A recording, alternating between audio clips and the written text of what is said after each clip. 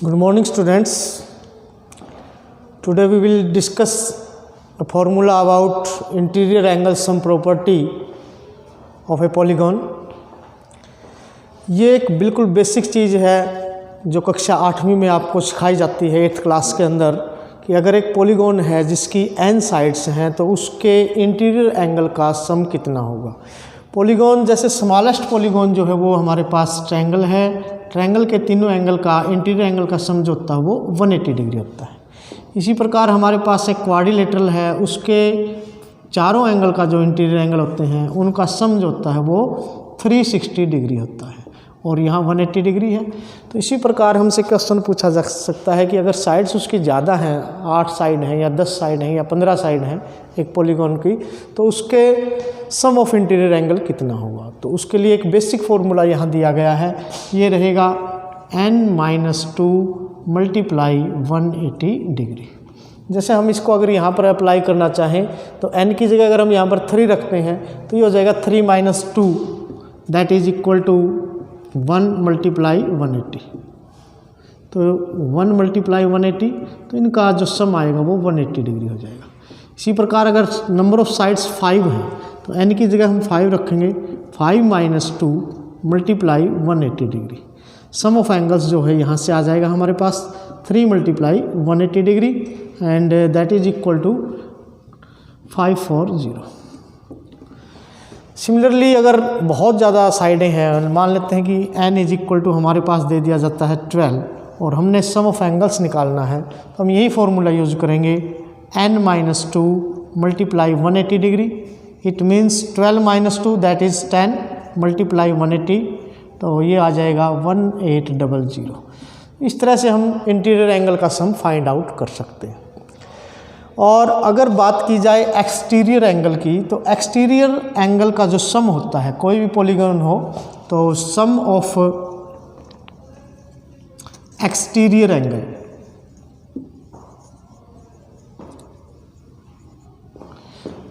That will be always equal to 360 degree. Side चाहे कितनी ही हो, अगर बाहरी कोणों का योग पूछा जाए, सम ऑफ एक्सटीरियर एंगल पूछा जाए, तो वो हमेशा 360 के इक्वल रहेगा। अब हम बात करते हैं रेगुलर पॉलीगॉन की। अगर रेगुलर पॉलीगॉन है, रेगुलर का मतलब ये होता है कि उसकी ऑल साइड्स इक्वल होंगी और सभी एंगल्स भी उसके आपस में इक्वल होते हैं। Regular polygon having all sides equal and all angles equal. अगर इसका ईच एंगल पूछ लिया जाए कि ईच एंगल कितने डिग्री होगा, तो ईच एंगल के लिए हम फॉर्मूला यूज करेंगे each angle of a regular polygon.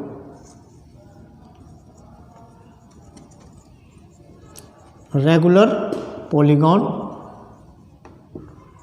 उसका जो ईच एंगल होगा, उसके लिए एंगल सम प्रॉपर्टी तो हमें पता है ही, n - 2 multiply 180 and that should be divided by n।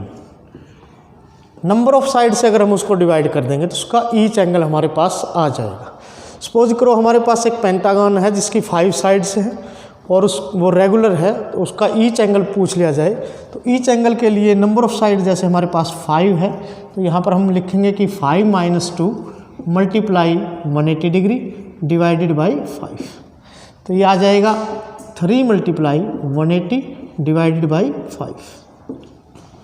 तो यहाँ से 5 से अगर हम इसको कैंसिल करेंगे, 5 3 × 15 और यहाँ पर आ जाएगा 5 × 30 और 3 6 × 18, 3 3 × 9 एंड 1 0। तो ईच एंगल जो पेंटागन का होगा वो 108 डिग्री होगा। इस प्रकार से रेगुलर पॉलीगॉन का ईच एंगल हम फाइंड आउट कर सकते हैं। तो यहाँ हमने देखा कि भाई सम ऑफ इंटीरियर एंगल पॉलीगॉन का रहेगा n - 2 मल्टीप्लाई 180 डिग्री और हमारे पास सम ऑफ एक्सटीरियर एंगल रहेगा वो 360 डिग्री। ये चाहे कितनी ही हमारे पास बड़ी पॉलीगॉन हो, एक्सटीरियर एंगल का सम हमेशा 360 डिग्री रहेगा। अगर रेगुलर पॉलीगॉन हमारे पास है और उसका ईच एंगल हमने बताना है तो उसके लिए फॉर्मूला रहेगा n - 2 मल्टीप्लाई 180 डिग्री। अब इसमें पॉलीगॉन का एक क्वेश्चन और बनता है, बेसिक क्वेश्चन जो रहता है एंगल से और के अलावा डायगोनल से रिलेटेड क्वेश्चन, कि किसी पॉलीगॉन में नंबर ऑफ डायगोनल्स कितने होते हैं। तो हमने ये बताना है कि उसमें डायगोनल्स की संख्या कितनी होती है। तो उसके लिए भी हमारे पास एक फॉर्मूला है कि numbers of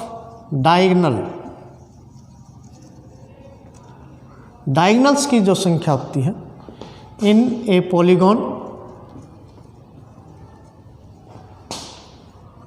having n sides, अगर n साइड्स उसके अंदर हैं और उसके डायगोनल्स की संख्या हमारे पास पूछी जाए तो उसके लिए हम फॉर्मूला जो यूज करेंगे वो रहेगा n into n-3 divided by 2। तो इस फॉर्मूले की सहायता से हम डायगोनल्स का पता लगा सकते हैं।